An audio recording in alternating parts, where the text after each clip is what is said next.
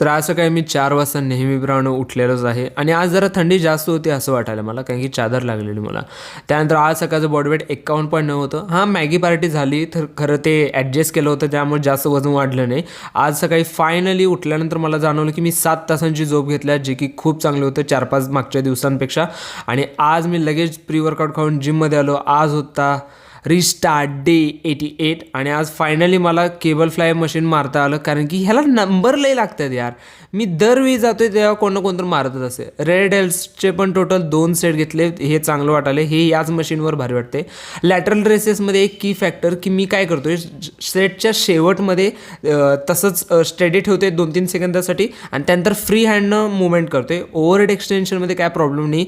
सलग 3 सेट घेतलेले. आणि त्यानंतर आजचा पंप, ओ माय गॉड.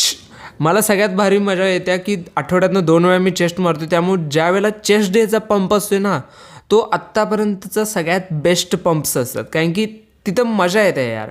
आणि हां, वरडून वगैरे जरा असं भारी वाटतं. ॲक्च्युअलमध्ये वरडलो नव्हतो मी, तर हां, चेस्ट डेचे पंप्स बेस्ट असतात. आणि आता मी जितका वेळ पोजिंगला प्रॅक्टिसला देऊ शकतोय. घरी आल्यानंतर पोस्ट वर्कआउट खाल्लेलाच होता. त्यानंतर आज दुपारच्या ह्याच्यामध्ये काही चेंज नाही. ओट्स वगैरे ते प्रॉपर क्वांटिटीमध्ये घेतल्यात, प्लस काकडी वगैरे ते नाहीच.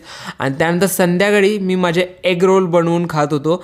जर तुम्हाला ही एग रोलची रेसिपी पाहिजे असेल तर कमेंट करा, मी लगेच सांगू शकतो. खूप इझी आहे. आणि आजच्या दिवसाच्या total 16,000 steps done. Tomorrow restart again.